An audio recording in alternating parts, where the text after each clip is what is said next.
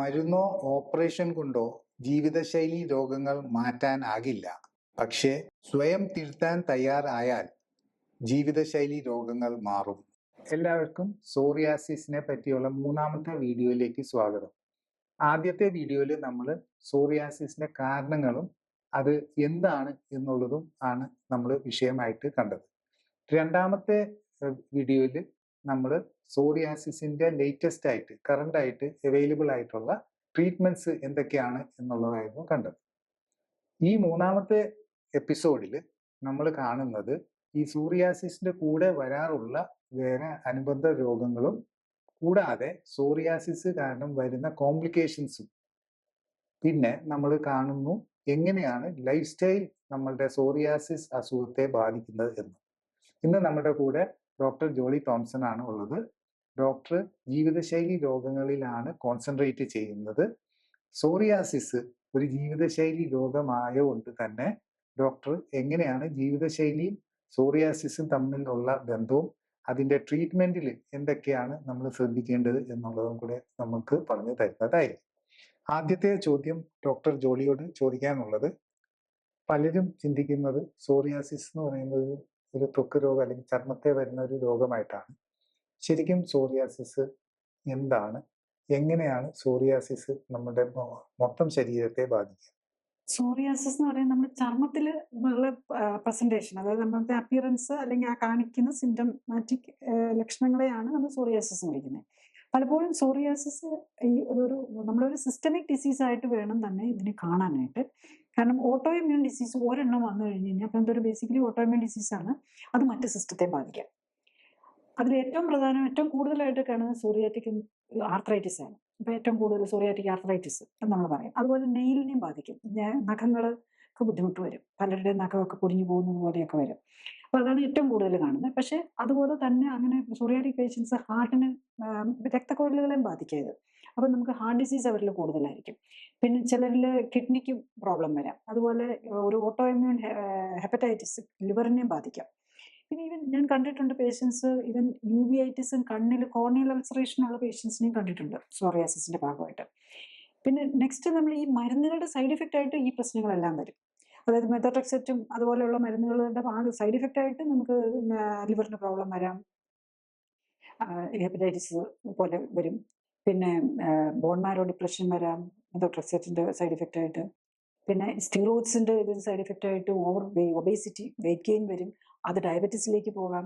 Even സ്റ്റിറോയിഡിന്റെ side effect ഒബേസിറ്റിയും ഇതെല്ലാം കൂടെ വന്നു കഴിയുമ്പോൾ ഹൈപ്പർ ടെൻഷൻ വരാം. അപ്പൊ കുറെ നാളായിട്ട് ഈ മരുന്നുകൾ എടുക്കുന്ന പേഷ്യൻസിന് മിക്കവാറും ഹൈപ്പർ ടെൻഷൻ ഉണ്ടാവും, ഡയബറ്റീസിലേക്ക് എത്തിയിട്ടുണ്ടാവും. അങ്ങനെ മൾട്ടിപ്പിൾ കൊളസ്ട്രോൾ കൂടും. ഇപ്പം കൊളസ്ട്രോൾ കൂടും. എല്ലാ പേഷ്യൻസിനും ഇങ്ങനത്തെ കൊളസ്ട്രോൾ ട്രൈഗ്ലിസറൈഡും ഒക്കെ കൂടുതലായിരിക്കും. അപ്പോൾ അവർക്ക് ഹാർട്ടിന്റെ പ്രശ്നങ്ങൾ വരും. അപ്പം മൾട്ടിപ്പിൾ പ്രോബ്ലംസ് ഇതിനൊപ്പം തന്നെ ഉണ്ടാകും. ഞാൻ ശരിക്കും പറഞ്ഞ സോറിയാസിസ് മാത്രമായിട്ട് ഒരാളെയും കണ്ടിട്ടില്ല എന്നുള്ളതാണ്. ഒന്നെങ്കിൽ അവർക്ക് അതിൻ്റെ കൂടെ ഒബേസിറ്റി ഉണ്ടാവും, അല്ലെങ്കിൽ ഫാറ്റി ലിവർ ഉണ്ടാവും. കുറെ കൂടുതൽ നാൾ കഴിഞ്ഞിട്ടുള്ളവർക്കാണെങ്കിൽ മിക്കവാറും ഡയബറ്റീസ്, ഹൈപ്പർ ടെൻഷൻ ഇങ്ങനത്തെ അസുഖങ്ങൾ ഏതെങ്കിലും ഒക്കെ കൂടെ ഉണ്ടാവുന്നുള്ളത്. ശരിക്കും ഈ സോറിയാസിസ് ഉള്ള പേഷ്യന്റ് നോക്കുകയാണെങ്കിൽ ഡോക്ടർ പറഞ്ഞ പോലെ പല അസുഖങ്ങളും അതിന്റെ കൂടെ ഒരുമിച്ചുണ്ടാവും. അപ്പം അവരെ നമ്മൾ കേൾക്കുന്നത് ആ പേഷ്യൻസിന് ഇപ്പം ഹാർട്ട് അറ്റാക്ക് വരാനുള്ള സാധ്യത കൂടുതലാണ്, അവർക്ക് ഡയബറ്റീസ് വരാനുള്ള സാധ്യത കൂടുതലാണ്. ഇത് ശരിക്കും എങ്ങനെയാണ്? ഈ സോറിയാസിസ് ഉള്ളതുകൊണ്ടാണോ ഇങ്ങനത്തെ അസുഖങ്ങൾ, ഹാർട്ട് അറ്റാക്കും ഡയബറ്റീസും പിന്നെ ലിവറിന്റെ പ്രശ്നങ്ങളും അങ്ങനത്തെ കാര്യങ്ങളൊക്കെ വരാൻ കാരണമാവുന്നത്? സോറിയാസിസ് എന്ന് പറയുന്നത് ഒരു ഓട്ടോ ഇമ്മ്യൂൺ ഡിസീസ് ആണല്ലോ. അപ്പോൾ ഓട്ടോ ഇമ്മ്യൂൺ ഡിസീസ് എന്ന് പറയുമ്പോൾ എന്താണ്? നമ്മളുടെ ഇമ്മ്യൂൺ സിസ്റ്റം തെറ്റിയിരിക്കുകയാണ്. നമ്മളുടെ ഈ ഇൻഫെക്ഷനെ മാത്രമല്ല, നമ്മളുടെ ഇമ്മ്യൂൺ സിസ്റ്റത്തിന്റെ ഫംഗ്ഷൻ നമ്മളെല്ലാവരും കരുതി ഇൻഫെക്ഷൻ വരുത്താതിരിക്കാൻ പ്രതിരോധശേഷി കൂട്ടണം എന്ന് എപ്പോഴും പറയും. പക്ഷെ അത് മാത്രമല്ല, നമ്മൾ ഇമ്മ്യൂൺ സിസ്റ്റത്തിന് പ്രതിരോധശേഷി ഒത്തിരി കൂടിയാലും പ്രശ്നമാണ്. ഇപ്പൊ നമുക്ക് ഇൻഫെക്ഷൻ ഉള്ള ഒരാളിൽ നമുക്കറിയാലോ, ഇപ്പൊ കോവിഡ് വന്നു കഴിഞ്ഞാൽ ഈ മറ്റുള്ള അസുഖമുള്ളവർ പ്രത്യേകിച്ച് ഡയബറ്റീസ്, ഹൈപ്പർ ടെൻഷൻ ഇതൊക്കെ ഉള്ളവർക്കാണല്ലോ കൂടുതൽ കോംപ്ലിക്കേഷനിലേക്ക് പോകുന്നത്.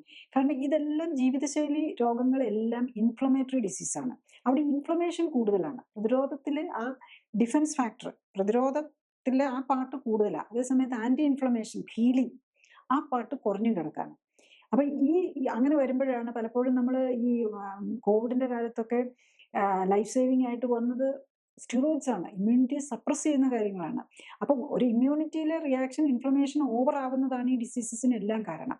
ഫൈനലി നമ്മൾ ഇമ്മ്യൂണോ സപ്രസൻസിനെയാണ് നമ്മൾ മെഡിക്കേഷനായിട്ട് ഉപയോഗിക്കുന്നത്. ഈവൻ കോവിഡിനൊക്കെ വേണ്ടിയിട്ട് ഏറ്റവും ലേറ്റസ്റ്റ് മെഡിസിൻസ് ഒക്കെ വന്നത് അവിടെ ഉണ്ടായിരുന്നു, ബയോളജിക്കൽസ് ഒക്കെ വന്നു.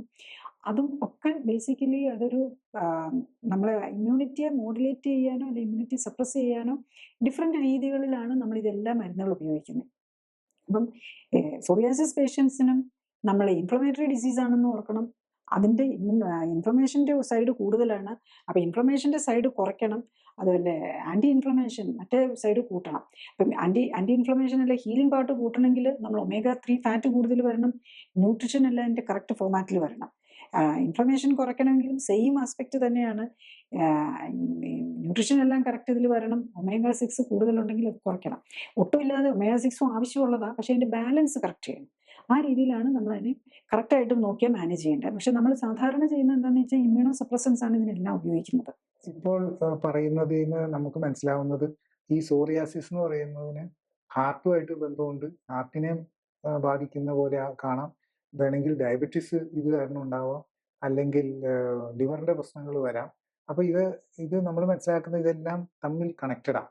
അപ്പൊ ഇങ്ങനെ തമ്മിൽ കണക്റ്റഡ് ആയിട്ട് ഇരിക്കുമ്പോൾ എങ്ങനെയാണ് നമ്മൾ സോറിയാസിസിനെ മാത്രം കാണുക, അതിന് മാത്രമായിട്ട് ട്രീറ്റ്മെന്റ് ചെയ്യുക, ഹാർട്ടിനെ വേറെ രീതിയിൽ നമ്മൾ ട്രീറ്റ്മെന്റ് ചെയ്യുക, അങ്ങനെ എങ്ങനെയാണ് ഇത് അങ്ങനെ നമുക്ക് കാണാൻ സാധിക്കുക? ജനറൽ ട്രെൻഡ്, അതായത് നമ്മളിപ്പോഴത്തെ ഒരു ട്രീറ്റ്മെന്റ് ആസ്പെക്റ്റിൽ ഓരോന്നിനായിട്ട് ട്രീറ്റ് ചെയ്യുന്ന ഇതാണ് വരുന്നത്. അപ്പം ഹാർട്ടിന് പ്രോബ്ലം ഉണ്ടെങ്കിൽ ഹാർട്ടിന്റെ മരുന്നുകൾ കൊടുക്കും, സോറിയാസിസിന് വേണ്ടിയിട്ട് സോറിയാസിന് മരുന്ന് കൊടുക്കും, ഡയബറ്റീസിന് വേണ്ടിയിട്ട് ഡയബറ്റീസിന്റെ മരുന്ന് കൊടുക്കും, പ്രഷർ ഉണ്ടെങ്കിൽ അതിന് മരുന്ന് കൊടുക്കും. നമ്മൾ മനസ്സിലാക്കേണ്ട ഒരു കാര്യം, നമ്മൾ ഈ പ്രഷറിന്റെ പ്രത്യേകിച്ചും പല ബീറ്റാ ബ്ലോക്കേഴ്സ് ഒക്കെ ഉള്ള മരുന്ന് നമ്മൾ ഈ സോറിയാസ് ഫ്ലെയറപ്പിന് തന്നെ കാരണമാകാം. പിന്നെ ഡയബറ്റീസ്, നമ്മൾ സോറിയാസിന് എടുക്കുന്ന സ്റ്റിറോയിഡ്സ് പോലെയുള്ള മരുന്നുകൾ ഡയബറ്റീസ് ഉണ്ടാക്കും. സ്റ്റിറോയിഡ്സ് വരുമ്പോഴേക്കും വെയിറ്റ് ഗെയിൻ വരും, അല്ലെങ്കിൽ നമുക്ക് അറിയാലോ സ്റ്റിറോയിഡ്സ് എടുത്തു കഴിഞ്ഞ് കഴിഞ്ഞാൽ ബ്ലഡ് ഷുഗർ കൺട്രോൾ, എന്തൊക്കെ മരുന്ന് എടുത്തു കഴിഞ്ഞാലും ഷുഗർ കൺട്രോൾ കിട്ടുകയില്ല. അപ്പം അതാണ് നമ്മുടെ പ്രോബ്ലം വരുന്നത്. ബേസിക്കലി ഒരു ട്രീറ്റ്മെന്റ്, ഇപ്പോൾ സോറിയാസിന് ട്രീറ്റ്മെന്റ് എടുക്കാൻ നോക്കുമ്പോൾ ഡയബറ്റീസ് കൂടും. ഹൈപ്പർ ടെൻഷന് മരുന്ന് എടുത്തു കഴിഞ്ഞ് കഴിഞ്ഞാൽ ചിലപ്പോൾ സോറിയാസിസ് കൂടും. അപ്പം അതുപോലെ ഈ മരുന്നുകളെല്ലാം കൂടെ വരുമ്പോൾ സോറിയാസിസ് പേഷ്യന്റ് മിക്കവാറും അവരുടെ കിഡ്നിയും ചിലപ്പോൾ അഫക്റ്റ് ചെയ്തിട്ടുണ്ടാകും. കാരണം ഈ പല ടോക്സിൻസും എല്ലാം ഇതിൽ ബോഡിയിലേക്ക് കൂടുതൽ കയറുമല്ലോ, കാരണം സ്കിൻ ഇൻഫ്ലെയിംഡ് ആണല്ലോ. അപ്പം അറ്റ്മോസ്ഫിയറിൽ നിന്നുള്ള നമ്മൾ ഈ കെമിക്കൽസും നമ്മൾ ഈ സോപ്പും അങ്ങനത്തെ ഡിറ്റർജൻസും എല്ലാത്തിൻ്റെ അംശം ഉള്ളിലേക്ക് കയറാൻ സാധ്യതയുണ്ട്. അപ്പോൾ അത് കിഡ്നിക്ക് സ്ട്രെയിൻ ആണ്, ലിവറിന് സ്ട്രെയിൻ ആണ് ഈ മരുന്നുകളെല്ലാം. ഏത് മരുന്നാണെങ്കിലും ലിവറിന് സ്ട്രെയിൻ ഉണ്ടാക്കും. പ്രത്യേകിച്ച് മെത്തോട്രെക്സേറ്റ് ഒക്കെ വെരി ടോക്സിക് വരാം. അതുകൊണ്ടാണ് ലിവർ ഫംഗ്ഷനും കിഡ്നി ഫംഗ്ഷനും ഒക്കെ ഇത്തരം മരുന്നുകൾ എടുക്കുമ്പോൾ ഇടയ്ക്കിടയ്ക്ക് നോക്കിക്കൊണ്ടിരിക്കണമെന്ന് പറയുന്നത്. പിന്നെ ഈ ബയോളജിക്കൽസിന്റെ ഒരു പ്രത്യേകത എന്താണെന്ന് വെച്ചാൽ, ഒരു ഓട്ടോഇമ്യൂൺ ഡിസീസ് ഉള്ള ആൾക്ക് മറ്റുള്ള ഓട്ടോഇമ്യൂൺ ഡിസീസ് വരാനുള്ള സാധ്യതയുണ്ട്. പലർക്കും തൈറോയിഡൈറ്റിസ് ഉണ്ടാവും. മിക്കവാറും നമ്മൾ എപ്പോഴും കാണുന്നതാണ് സോറിയാസിസ് ഉള്ള പേഷ്യൻസിന് കുറെ നാളായിട്ടുണ്ടെങ്കിൽ അവർക്ക് അതിൻ്റെ കൂടെ തൈറോയിഡൈറ്റിസ് ഉണ്ടാകും. അതിന് വേണ്ടിയിട്ട് തൈറോക്സിന് കഴിച്ചുകൊണ്ടിരിക്കുകയായിരിക്കും. അപ്പം ഇതെല്ലാം ഒരു മൾട്ടിപ്പിൾ പല പ്രസന്റേഷനാണ്. നമ്മുടെ പ്രോബ്ലം ശരിക്കും എവിടെയാണ്? നമ്മുടെ ഇമ്മ്യൂണിറ്റി തെറ്റാൻ കാരണം എന്താ? ഈ നമ്മുടെ ലൈഫ് സ്റ്റൈലാണ്. ഡയബറ്റീസ് ഒരു ലൈഫ് സ്റ്റൈൽ ഡിസീസാണ്, ഹൈപ്പർ ടെൻഷൻ ലൈഫ് സ്റ്റൈൽ ഡിസീസാണ്, ഹാർട്ട് ഡിസീസും ലൈഫ് സ്റ്റൈൽ ഡിസീസാണ്. അപ്പം ഇതെല്ലാം നമുക്ക് മാറ്റാവുന്നതേ ഉള്ളൂ. നമ്മൾ ഫോക്കസ് ചെയ്യേണ്ടത് നമ്മുടെ ലൈഫ് സ്റ്റൈലിൽ തുടക്കം ഇതിലാണല്ലോ, അവിടെ തന്നെ നമ്മൾ ഫോക്കസ് ചെയ്യണം, എന്നാലേ നമുക്ക് പറ്റുള്ളൂ. അപ്പം ഇന്നൊരു പേഷ്യന്റ്, ഇന്ന് ശരിക്കും വന്നൊരു പേഷ്യന്റ് പറയാം, അവർക്കും സ്കിൻ പ്രോബ്ലംസ് ഉണ്ട്. ഡോക്ടർ, എനിക്ക് ചൊറിച്ചിലും പിന്നെ എനിക്കിപ്പോൾ മുട്ടുവേദനയുണ്ട്, അതാണ് എൻ്റെ പ്രോബ്ലം. അപ്പോൾ അവരുടെ ഡയബറ്റീസിൻ്റെ ഹൈപ്പർ ടെൻഷൻ്റെ മരുന്നുകളും അവർ ഇൻസുലിനൊക്കെ എടുത്തുകൊണ്ടിരിക്കുന്ന അവർ എഴുതിയിട്ട് പോലുമില്ല. നമ്മൾ എല്ലാവരുടെ അടുത്തും നമ്മളൊരു അവരുടെ തന്നെ ഒരു ഡീറ്റെയിൽ അവർ തന്നെ ഫില്ല് ചെയ്യണം. കാരണം നമ്മൾ ചോദിച്ചൊക്കെ എഴുതും വിട്ടു പോകാതിരിക്കണം. അവനവനല്ലേ അവനവൻ്റെ രോഗത്തെക്കുറിച്ച്, അപ്പോൾ അവർക്ക് അതിനൊരു ടൈം കൊടുക്കും. അപ്പോൾ അതിനകത്ത് ആക്ച്വലി ആ പേഷ്യൻ്റ് ഡയബറ്റീസിൻ്റെയും ഹൈപ്പർ ടെൻഷൻ്റെയും അതിന് എടുക്കുന്ന മരുന്നകത്ത് കൊളസ്ട്രോളിന് മരുന്ന് എടുക്കുന്നുണ്ട്. അതിൻ്റെ കൂടെ ശരിക്കും പറഞ്ഞാൽ ആസ്പിരിൻ പോലെ ഹാർട്ടിന് വേണ്ടിയിട്ട് എടുക്കുന്നുണ്ട്. ഈ കാര്യങ്ങൾ പോലും പറഞ്ഞില്ല. അവർ സ്കിന്നിൻ്റെ പ്രോബ്ലവും മുട്ടുവേദനയും അത് മാത്രമേ അവർ ഇതുവരെ ട്രീറ്റ്മെൻറ്റ് ചെയ്തത്. അവർ ശരിക്കും ഒബേസ് പേഷ്യൻ്റ് ആണ്, അവർക്ക് ഓസ്റ്റിയോ ആർത്രൈറ്റിസ് വന്നിട്ടുണ്ട്. അപ്പം മറ്റുള്ള സാധനങ്ങളെല്ലാം മാറ്റി വെച്ചിട്ട് അത് അവർക്ക് പറയണമെന്ന് പോലും തോന്നുന്നില്ല. പക്ഷേ ഈ നമ്മൾ ഈ clinically supported lifestyle correction, അത് ബേസിക്കലി ഞാൻ ആ രീതിയിലുള്ള ട്രീറ്റ്മെൻ്റ് ആണ് കൊടുക്കുന്നത്. അപ്പം ഡയബറ്റീസ് ഉണ്ടെങ്കിൽ ആ ഡയബറ്റീസിൻ്റെ മരുന്ന് നിർത്തുക എന്നുള്ളതാണ് ഫസ്റ്റ് തിങ് നമുക്ക് ചെയ്യാവുന്നത്, ഏറ്റവും ഈസിയസ്റ്റ് ആയിട്ടുള്ള കാര്യം. ടൈപ്പ് 2 നമ്മൾ ഡയബറ്റീസ് ആണോ, ടൈപ്പ് 2 ഡയബറ്റീസ് ആണോ, ടൈപ്പ് 1 ആണോ നോക്കും. ടൈപ്പ് 2 ഡയബറ്റീസ് ആണെങ്കിൽ നമുക്ക് ഈ ഡയറ്റ് നോക്കും, അതായത് ലോ കാർബോഹൈഡ്രേറ്റ് ലോ കാലോറി ഡയറ്റാണ് അതിനകത്ത് വരുന്നത്. പ്രത്യേകിച്ച് ഒബേസ് ആയിട്ടുള്ള ഒരു പേഷ്യൻ്റ് അതാണ് വേണ്ടത്. അതേസമയത്ത് എല്ലാ ന്യൂട്രീഷനും കറക്റ്റായിട്ട് കിട്ടുന്നുണ്ടെന്ന് ഉറപ്പിക്കുകയും കൂടിയാണ് ചെയ്യുന്നത്. അപ്പം നമുക്ക് ഈസിയാണ് ഡയബറ്റീസ് മാറ്റാനായിട്ട്, ഡയബറ്റീസിൻ്റെ മരുന്നിൽ നിന്ന് ഒഴിവാകാനായിട്ട്. അപ്പം അത്രയും ബോഡിയിൽ ടോക്സിൻ ലെവൽ കുറയുകയാണ്. ഇപ്പോൾ ഡയബറ്റീസിൻ്റെ മരുന്ന് 3-4 മരുന്നുണ്ടെങ്കിൽ അത് 1-2-3-4 അതിൻ്റെ കൂടെ ഇൻസുലിനൊക്കെ ഉള്ളവരായിരിക്കും. അപ്പോൾ അതങ്ങ് നിർത്തുന്നതോടെ അത്രയും ടോക്സിൻസ് മാറി. പിന്നെ പ്രഷറിൻ്റെ മരുന്ന് കുറച്ചുകൊണ്ട് വന്ന് നിർത്താൻ പറ്റും. കറക്റ്റായിട്ട് നോക്കുന്ന പേഷ്യൻ്റ് ആണെങ്കിൽ വിതിൻ എ മന്ത് പ്രഷറിൻ്റെ മരുന്നുകളെല്ലാം നിർത്താം, കൊളസ്ട്രോളിൻ്റെ മരുന്നുകളെല്ലാം നിർത്താം. അപ്പോൾ ഈ മരുന്നുകൾ മാറുന്നത് തന്നെ നമ്മുടെ സ്കിന്നും ഒരു എക്സ്ക്രീറ്ററി ഓർഗനാണ്. ലിവറിനെയും കിഡ്നിയും കൊണ്ട് മാറ്റാൻ പറ്റാത്ത എല്ലാ സാധനവും സ്കിന്നിലേക്കാണ് വരുന്നത്. അതും കൂടെ നമ്മൾ ഓർക്കണം. സ്കിന്നൊരു എക്സ്ക്രീറ്ററി ഓർഗനാണ്. അതിന് വേസ്റ്റ് കളയേണ്ട ഫംഗ്ഷനും കൂടെ സ്വെറ്റ്, ശരിക്കും അതൊരു നമ്മുടെ ചൂട് കുറയ്ക്കുക, ടോക്സിൻസ് കുറയ്ക്കുക, ഈ 2 ഫംഗ്ഷനുണ്ട് സ്വെറ്റും ഉണ്ട്. അപ്പോൾ അതൊന്നും പറ്റാതെ വരും നമുക്ക് ഈ സ്കിന്നിന് അസുഖം വന്നു കഴിയുമ്പം. അപ്പോൾ ഈ സ്കിന്നിൻ്റെ ഹെൽത്ത് കറക്റ്റ് ചെയ്യേണ്ടത് എല്ലാ സിസ്റ്റത്തിനും ആവശ്യമാണ്. ലിവറും കിഡ്നിയും പോലെ തന്നെ ഇമ്പോർട്ടൻ്റ് ആണ് നമ്മുടെ വേസ്റ്റ് റിമൂവലിൻ്റെ കാര്യത്തിൽ സ്കിന്നും കൂടെ. അപ്പോൾ അവിടെയാണ് നമ്മൾ ഇമ്പോർട്ടൻസ് കൊടുക്കേണ്ടത്. സ്കിൻ ഹെൽത്ത് എല്ലാ സിസ്റ്റത്തിനും, സ്കിന്നിന് രോഗം ഉണ്ടെങ്കിൽ മറ്റുള്ള അസുഖം സിസ്റ്റത്തെ ബാധിക്കും. അതുകൊണ്ടാണ് ഇവർക്ക് ഈ മറ്റുള്ള അസുഖങ്ങൾ വരാനുള്ള ചാൻസ് ഉണ്ട്. ഇപ്പം ഡോക്ടർ പറഞ്ഞതനുസരിച്ച് ഇപ്പം മരുന്നുകൾ, സോറിയാസിസിൻ്റെ മരുന്ന് ഒരു സൈഡ്, ഹാർട്ടിൻ്റെ പ്രശ്നങ്ങൾക്ക് വേറെ സൈഡ്, പിന്നെ ഡയബറ്റീസിന് വേറെ മരുന്നുകൾ, ഇങ്ങനെ നമ്മൾ കഴിക്കുകയാണെങ്കിൽ അതിനൊരു സാധ്യതയുണ്ട് അത് തമ്മിൽ ക്ലാഷ് ചെയ്യാന്നുള്ളത്. അപ്പം പൊതുവെ പേഷ്യൻസിന് ഇപ്പോൾ ഒരു സംശയം ഉണ്ടാവും. ഇപ്പം നമ്മളുടെ ഈ ലൈഫ് സ്റ്റൈൽ കറക്ഷൻ, ജീവിതശൈലി ക്രമീകരണത്തിൽ അതിൽ ഫുഡ് കഴിക്കുമ്പോൾ സോറിയാസിസിന് ഉദ്ദേശിച്ച് കഴിക്കുന്ന ഫുഡ് ഹാർട്ടിനെ ബാധിക്കുമോ അല്ലെങ്കിൽ ലിവറിനെ ബാധിക്കുമോ, അങ്ങനത്തെ പ്രശ്നങ്ങൾ വരാൻ സാധ്യതയില്ലേ എന്നൊരു സംശയം ഉണ്ടാവും. അപ്പം നമുക്ക് ഈ ഫുഡിൽ ഇങ്ങനെ സോറിയാസിസിനും ഹാർട്ടിനും ലിവറിനും അല്ലെങ്കിൽ പൊതുവെ ബാക്കി അവയവങ്ങൾക്കെല്ലാം ഒരേപോലെ ഗുണം ചെയ്യുന്ന ഫുഡുകൾ ഉണ്ടോ? ഫുഡ് ഇപ്പം മനുഷ്യരെ സംബന്ധിച്ചിടത്തോളം അവർ ഏത് റേസിൽപ്പെട്ടതാണെങ്കിലും, ഏത് ജാതിയാണെങ്കിലും, ഏത് മതമാണെങ്കിലും, ഏത് കളറാണെങ്കിലും അവർക്കെല്ലാം വേണ്ടത് ഒരേ പോലെയുള്ള ന്യൂട്രീഷനാണ്. അപ്പം നമ്മൾ ഇന്റർനാഷണലി ആക്സെപ്റ്റ് ചെയ്തിരിക്കുന്ന 57 ന്യൂട്രിയൻസ് ആണ്. ഓക്സിജൻ, വെള്ളം. നമ്മുടെ ബോഡിയിൽ 70% ഓക്സിജനും വെള്ളമാണ്. 70% വന്നു കഴിഞ്ഞ് കഴിഞ്ഞാൽ ബേസിക്കലി എത്രയാണ്, ബാക്കിയുള്ളതേ ഉള്ളൂ മറ്റുള്ള പാർട്ട് തന്നെ വരുന്നത്. അപ്പം ഈ ബോഡി ഉണ്ടാക്കിയിരിക്കുന്നത് എങ്ങനെയാണെന്ന് മനസ്സിലാകുമ്പം നമുക്ക് എന്നാലേ അത് മനസ്സിലാവും. നമ്മൾ ഭക്ഷണത്തിൽ കൂടെയാണ് നമ്മുടെ ഈ ബോഡി ഉണ്ടാക്കിയിരിക്കുന്നത്. അത് ഇപ്പം വെജിറ്റേറിയൻസ് ഉണ്ടാകാം, നോൺ വെജിറ്റേറിയൻസ് ഉണ്ടാകാം, ചിലർക്ക് ഫുഡ് പ്രിഫറൻസസ് ഉണ്ടാകാം, ചിലർ വെഗാനായിരിക്കാം. അപ്പം ഏത് ഭക്ഷണം കഴിച്ചു കഴിഞ്ഞാലും നമുക്ക് വേണ്ടത്, ബോഡിക്ക് വേണ്ടത് ഈ 57 ന്യൂട്രിയൻസാണ്. ഓക്സിജൻ എയറിൽ നിന്ന് കിട്ടും, വെള്ളം നമ്മൾ കുടിക്കാം, ഭക്ഷണത്തിലും വെള്ളമുണ്ട്. ബാക്കി 14 വൈറ്റമിൻസ്, 14 മിനറൽസ്, പ്രോട്ടീൻ ആണെങ്കിൽ അതിനകത്ത് ഒരു 20 പ്രോട്ടീൻ ഉണ്ട്. അതിൽ തന്നെ ഒരു 11 ആണ് essential and non semi essential ആയിട്ടുണ്ട്. പിന്നെ ഫാറ്റി ആസിഡ്സ്. ഫാറ്റി ആസിഡ്സിൽ 4 എണ്ണമാണ് സാച്ചുറേറ്റഡ്, omega-3, omega-6, omega-9. അപ്പം ഇതിൻ്റെ എല്ലാം പ്രൊപ്പോർഷൻസ് കറക്റ്റ് ആക്കി എടുക്കുക. പിന്നെ ഒരു ഡയറ്ററി ഫൈബർ ഉണ്ട്. അതായത് നമ്മുടെ ഇൻഡസ്ട്രൈനിൽ ജീവിക്കുന്ന ജീവികൾക്കൊക്കെ സ്വസ്ഥമായിട്ട് ജീവിക്കണമെങ്കിൽ ഡയറ്ററി ഫൈബർ വേണം. അത്തരം കാര്യങ്ങളാണ് നമുക്ക് വേണ്ടത്. നമ്മൾ ഏത് ഫുഡിൽ നിന്ന് അത് കൊണ്ടുവരുന്നു എന്നുള്ളത് മാത്രമേ ഇമ്പോർട്ടൻ്റ് ആയിട്ടുള്ളൂ. പിന്നെയുള്ളത് നമ്മുടെ എനർജി, നമ്മളുടെ യൂസേജ് അനുസരിച്ച് കാലറി വേണം. കാലറി നമുക്ക് വേണ്ടിയിട്ടുള്ളത് മെയിനായിട്ട് നമ്മൾ കാർബോഹൈഡ്രേറ്റിൻ്റെ ഉദ്ദേശം അതാണ്, എനർജിക്ക് വേണ്ടിയാണ്. അതുപോലെ ഫാറ്റും എനർജിക്ക് വേണ്ടിയിട്ടും കൂടി ഉപയോഗിക്കുന്നുണ്ട്. അപ്പം നമ്മൾ അത് ഫിസിക്കൽ ആക്ടിവിറ്റിയുടെ അനുസരിച്ചാണ്. പിന്നെ ഫുഡിൻ്റെ കാര്യത്തിലേക്ക് വരുമ്പം ചില ആൾക്ക് അരിയാഹാരം പറ്റില്ല, ചിലർക്ക് ഗോതമ്പ് പറ്റില്ല, ചിലർക്ക് വെണ്ടയ്ക്ക പറ്റില്ല, ചിലർക്ക് പാല് പറ്റില്ല, ചിലർക്ക് മുട്ട പറ്റില്ല. അങ്ങനെ ഉണ്ടാവും. അപ്പം നമുക്ക് വേണ്ട ന്യൂട്രീഷൻ എല്ലാം എല്ലാവർക്കും ഒന്നാണ്. അത് ഡൈജസ്റ്റ് ചെയ്ത് കഴിയുമ്പോൾ നമ്മുടെ ബോഡി അബ്സോർബ് ചെയ്ത് നമ്മുടെ സെല്ലുകളാക്കി മാറ്റേണ്ടതിന് ഒരു ഇതുണ്ട്. പക്ഷെ അത് എവിടെ നിന്ന് എടുത്ത് അതാക്കും എന്നുള്ളതാണ്. അവിടെയാണ് നമ്മളുടെ ജനറ്റിക് ആൻഡ് എപ്പിജനറ്റിക് ഫാക്ടേഴ്സിനൊക്കെ ഇമ്പോർട്ടൻസ് വരുന്നത്. അപ്പം നമ്മൾ അവിടെയാണ് ഈ clinically supported lifestyle correction ഒരു സയന്റിഫിക് ആയിട്ട് ചെയ്യുന്നതിൻ്റെ ഇമ്പോർട്ടൻസും അതാണ്.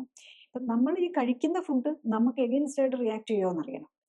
അതുപോലെ അതിനകത്ത് എന്തോരം ടോക്സിൻ കണ്ടന്റ് വരുന്നുണ്ട്. അപ്പം നമ്മുടെ ഇപ്പോഴത്തെ ഈ കൊച്ചു പിള്ളേർക്ക് മുതൽ സോറിയാസിസും സ്കിൻ ലീഷൻസും എന്തോരം പേർക്കാണ് കൂടി വരുന്നത്. പലപ്പോഴും ഇതുമായിട്ട് അലർജി ഉണ്ടാകും. അപ്പോൾ ഞാൻ പലപ്പോഴും കണ്ടിട്ടുണ്ട് ഈ സോറിയാറ്റിക് പ്രോബ്ലംസോ സ്കിൻ ലീഷൻസ് ഉള്ളവർക്ക് അവർ കരുതുന്നത് നമ്മുടെ അലർജി, സ്നീസിങ്ങും മൂക്കടപ്പും സൈനസൈറ്റിസും അതുപോലെ ആസ്മയും ഒക്കെ ഉള്ളതും വളരെ കോമൺ ആണ്. അപ്പം ശരിക്കും പറഞ്ഞു കഴിഞ്ഞാൽ ഈ ആസ്മ അലർജി നമ്മൾ സാധാരണ പറയുന്ന ആസ്മ ഉണ്ടല്ലോ, അതിൻ്റെ വേറൊരു വകഭേദമാണ് ഈ ഓട്ടോഇമ്യൂൺ ഡിസീസായിട്ട് മാറുന്നത്. ഡിലേഡ് ഇമ്മ്യൂൺ റിയാക്ഷൻ എന്ന് പറയും. നമ്മൾ ഫാസ്റ്റായിട്ട് വരുന്ന അലർജിയൊക്കെ നമ്മൾ പെട്ടെന്ന് ഒരെണ്ണം കഴിച്ചു കഴിഞ്ഞ് കഴിഞ്ഞാൽ പെട്ടെന്ന് ചൊറിഞ്ഞ് കടിക്കുകയൊക്കെ ചെയ്യുമോ, തുമ്മോ ശ്വാസം മുട്ടലോ വന്നാൽ അതിനെ നമ്മൾ ഒരായിട്ട് കാണാം. പക്ഷേ ഇത് കുറച്ചും കൂടെ കോംപ്ലക്സ് മെക്കാനിസമാണ് ഈ ഓട്ടോഇമ്യൂൺ ഡിസീസിൽ വരുന്നത്. അപ്പം അത് മനസ്സിലാക്കി അതിൻ്റെ റൂട്ട് കോസ് കണ്ടെത്തി കറക്റ്റ് ചെയ്യുക എന്നുള്ളതാണ് നമ്മൾ ഇതിൽ ചെയ്യേണ്ടത്. അപ്പം നമ്മൾ ഓരോ അസുഖത്തിനായിട്ട് നമ്മൾ ട്രീറ്റ് ചെയ്തുകൊണ്ടിരുന്നാൽ അതിൻ്റെ മരുന്നെല്ലാം കൂടെ തന്നെ നമ്മുടെ ഇമ്മ്യൂണിറ്റിക്ക് എഗെയിൻസ്റ്റ് ആയിട്ടാണ് നമ്മുടെ എല്ലാ മരുന്നും. കാരണം ഇമ്മ്യൂൺ സിസ്റ്റം ആണ് ഇതിനെ റിമൂവ് ചെയ്യാനായിട്ട് എൻ്റെ ഒരു കൺട്രോൾ മെക്കാനിസം, ഈവൻ എക്സ്ക്രീറ്ററി ഓർഗൻസിന്റെ കൺട്രോൾ മെക്കാനിസം ഇമ്മ്യൂൺ സിസ്റ്റത്തിലാണ് ഇരിക്കുന്നത്. അപ്പൊ ഇമ്മ്യൂൺ സിസ്റ്റം എന്താ ചെയ്യേണ്ടതെന്ന് അറിയാൻ മേലാതെ പ്രവർത്തിക്കുകയാണ്. ഈ ടോക്സിൻസ് എല്ലാം പോയി സ്കിന്നിൽ അടിഞ്ഞിട്ട് അവിടെ അതിനെ റിമൂവ് ചെയ്യാനുള്ള ഒരു ഒരു ആക്ടിവിറ്റിയാണ് അവിടെ നടക്കുന്നത്. അതാണ് സ്കിൻ ഡിസീസ് ആയിട്ട് മാറുന്നത്. ഇപ്പൊ ഈ സോറിയാസിന്റെ മെയിൻ പ്രശ്നമായിട്ട് ഡോക്ടറിന്റെ അടുത്ത് വരുന്നൊരു പേഷ്യന്റിന് ഈ പറഞ്ഞ പോലെ ഹാർട്ടും ലിവറും അങ്ങനത്തെ ഇഷ്യൂസ് ഒക്കെ സാധാരണ കാണുമെന്ന് പറഞ്ഞല്ലോ. അങ്ങനെ വരുമ്പോഴത്തേക്കും അവർക്ക് ഇപ്പൊ സോറിയാസിന്റെ ട്രീറ്റ്മെന്റ് മാത്രമായിട്ടാണോ, അല്ലെങ്കിൽ ഡോക്ടറിന്റെ അപ്രോച്ച് അവർക്ക് സോറിയാസിന്റെ കൂടെ ബാക്കിയുള്ള അസുഖങ്ങളെയും കൂടെ നമുക്ക് മാനേജ് ചെയ്യാൻ ഒരുമിച്ച് സാധിക്കണം എന്നുള്ള രീതിയിലാണോ അപ്രോച്ച്? നമ്മൾ ഈ ലൈഫ് സ്റ്റൈൽ കറക്ഷൻ അല്ലാതെ ക്ലിനിക്കൽ സപ്പോർട്ടോടെ ചെയ്യുമ്പോൾ നമ്മളൊരു സെല്ലുലാർ ലെവലിലാണ്. അതിന് പറയുന്നത് തന്നെ CSLD ക്യാപ്പ് എന്നാണ്. അതായത് clinically supported lifestyle correction with cell activation protocol എന്നാണ്. അപ്പൊ ആ പ്രോട്ടോകോൾ അനുസരിച്ച് നമ്മൾ നമ്മുടെ ഹോൾ ബോഡിയിൽ എല്ലാ സെൽസിനെയും ആസ് മച്ച് ആസ് പോസിബിൾ എല്ലാ സെൽസിനെയും സ്റ്റിമുലേറ്റ് ചെയ്യുകയാണ്. അതിനുവേണ്ട സ്റ്റിമുലേറ്റ് ചെയ്യുന്നത് എങ്ങനെയാണ്? അതിനുവേണ്ട കറക്റ്റായിട്ടുള്ള ന്യൂട്രീഷൻ കൊടുത്ത് നമ്മളുടെ ഫിസിക്കൽ ആൻഡ് മെന്റൽ ആക്ടിവിറ്റി അതിന് നമ്മളുടെ ബോഡി കറക്റ്റായിട്ട് ചെയ്ത് നമ്മളുടെ ബ്ലഡ് സർക്കുലേഷൻ എല്ലായിടത്തേക്കും എത്തിച്ച്, ബ്ലഡ് സർക്കുലേഷൻ എത്തിയാലേ ന്യൂട്രീഷൻ എത്തുള്ളൂ. ന്യൂട്രീഷൻ എത്തിയാൽ അതുപോലെ തന്നെ വേസ്റ്റ് റിമൂവ് ചെയ്യണം. അപ്പം അതിന് വേണ്ടിയിട്ട് നമ്മുടെ ബോഡിയിലെ സർക്കുലേഷൻ കൂട്ടാൻ വേണ്ടിയിട്ട് ഒരു പാറ്റേൺഡ് വ്യായാമ രീതിയുണ്ട്. അതുപോലെ ഫുഡ് കറക്റ്റായിട്ട് എല്ലാം എത്തുന്നു എന്ന് കഴിക്കാനായിട്ട് തന്നെ സപ്പോർട്ട് ഫുഡ് തന്നെയുണ്ട്. പിന്നെ സ്കിന്നിന് സോറിയാസിസ് പേഷ്യൻ്റ് ആണെങ്കിൽ പ്രത്യേകിച്ച് സ്കിന്നിനെ പ്രൊട്ടക്റ്റ് ചെയ്തുകൊണ്ടും ന്യൂട്രീഷനുമായിട്ടുള്ള സ്പെഷ്യൽ ലോക്കൽ ആപ്ലിക്കേഷൻ ഉണ്ട്. അത് തന്നെ അത് വെരി ഇമ്പോർട്ടൻ്റ് ആണ്. സോറിയാറ്റിക് പേഷ്യൻ്റ് പ്രത്യേകിച്ച് അവരുടെ സ്കിൻ പെട്ടെന്ന് ഡ്രൈ ആകും. ഈ പൊളിഞ്ഞു പോവുകയൊക്കെ ആണല്ലോ, ഈ പ്രത്യേകിച്ച് എക്സ്ഫോളിയേറ്റീവ് ഇതിലൊക്കെ വരുമ്പോൾ പൊളിഞ്ഞു ആണല്ലോ. അപ്പോൾ അത് എക്സ്പോസ്ഡ് ആണ്. അപ്പോൾ അത് നമ്മുടെ സ്കിന്നിന് ഒരു പ്രൊട്ടക്ഷൻ കിട്ടണം. അപ്പോൾ അതിങ്ങനെ അപ്ലൈ ചെയ്തുകൊണ്ട് ശരിക്കും തുടക്കത്തിലൊക്കെ ഒരു അവറിലോ 2 അവറിൽ മണിക്കൂർ കൂടുമ്പോൾ ഒത്തിരി സിവിയർ ആയിട്ടുള്ളവർക്ക് അത് ഇട്ടുകൊണ്ടിരുന്ന് അങ്ങനെ സ്കിന്നിനെ പ്രൊട്ടക്ട് ചെയ്തും കൂടെ വെക്കണം. എന്നിട്ട് പിന്നെ സ്കിന്ന് നോർമൽ ആകുന്നതനുസരിച്ച് അതിൻ്റെ നമ്പർ ഓഫ് ആപ്ലിക്കേഷൻസ് കുറച്ചുകൊണ്ട് വരാം. ആ രീതിയിലാണ് നമ്മളത് ചെയ്താലാണ് നമുക്ക് ഈ പറയുന്ന റിസൾട്ട് ആണെങ്കിലും കിട്ടുക. ബേസിക്കലി നമുക്ക് വേണ്ട ന്യൂട്രീഷൻ കൊടുക്കണം. അത് എന്തിൽ നിന്ന് കിട്ടും എന്നുള്ളതാണ്. ഇപ്പൊ ഒരു പേഷ്യന്റിന് പറ്റാത്ത ഫുഡ് ഉണ്ടെങ്കിൽ അത് നമ്മൾ ഒഴിവാക്കേണ്ടി വരും. ആകെ ഇതിനകത്ത് ഒരു പ്രോബ്ലം വരാവുന്നത് നമ്മൾ ഈ സപ്പോർട്ട് ന്യൂട്രിയന്റ് നമ്മളെപ്പോഴും ഏറ്റവും മിനിമം നമ്മൾ സദ്യ ചെയ്യുന്നതിനാണെങ്കിൽ ഏറ്റവും മിനിമം ഇൻഗ്രീഡിയൻസിനകത്താണ് നമ്മൾ കൊടുക്കാൻ നോക്കുന്നത്. അപ്പൊ അതിനോട് ഒരു റിയാക്ഷൻ ഉണ്ടെങ്കിൽ ചിലപ്പോൾ അവർക്ക് അത് പറ്റാതെ വരും. പലപ്പോഴും നമ്മൾ കാണുന്നത് എന്താണെന്ന് വെച്ചാൽ പിന്നെ അതിനോട് ചെറിയൊരു റിയാക്ഷൻ കണ്ടാൽ പോലും നമ്മൾ ഈ ബാക്കിയുള്ള കുറേ ഐറ്റംസിനോടുണ്ടാവും. അപ്പം മറ്റുള്ളതെല്ലാം ഒഴിവാക്കിയാൽ ഇത് നമ്മൾ സപ്പോർട്ടിൽ കൊടുക്കുന്ന 1-2 ഇൻഗ്രീഡിയൻസേ മെയിനായിട്ട് അതിനകത്ത് വരുന്നുള്ളൂ. അപ്പം അത് കഴിച്ചു കഴിഞ്ഞാലും പ്രോബ്ലം വരാറില്ല എന്നുള്ളതാണ്. അപ്പം നമ്മൾ മറ്റുള്ള ടോക്സിക് എലമെന്റ്സ് നമ്മൾക്ക് പറ്റാത്തതെല്ലാം ഫുഡ് കഴിച്ചു കഴിഞ്ഞാൽ 1-2 ഉണ്ടെങ്കിൽ പോലും ഒരു കുഴപ്പം വരുന്നില്ല. അപ്പം അതെല്ലാം മോണിറ്റർ ചെയ്തുകൊണ്ടാണല്ലോ ചെയ്യുന്നത്. അപ്പം ഇത് ഇല്ലാന്നുണ്ടെങ്കിൽ അതും കൂടെ ഒഴിവാക്കിക്കൊണ്ട് നമ്മൾ എങ്ങനെ മാനേജ് ചെയ്യാം അത് ചെയ്യും. പക്ഷെ ഈ സപ്പോർട്ട് ന്യൂട്രിയൻ്റ് ആയിട്ട് കൊടുക്കുന്നതിനോട് കുഴപ്പമൊന്നുമില്ല. അവർക്ക് ടോളറേറ്റ് ചെയ്യാൻ പറ്റുന്നുണ്ടെങ്കിൽ ഈസിയാണ്. യൂഷ്വലി എല്ലാവർക്കും അത് ടോളറേറ്റ് ചെയ്യാൻ പറ്റുന്നുണ്ടെന്നുള്ളതാണ്.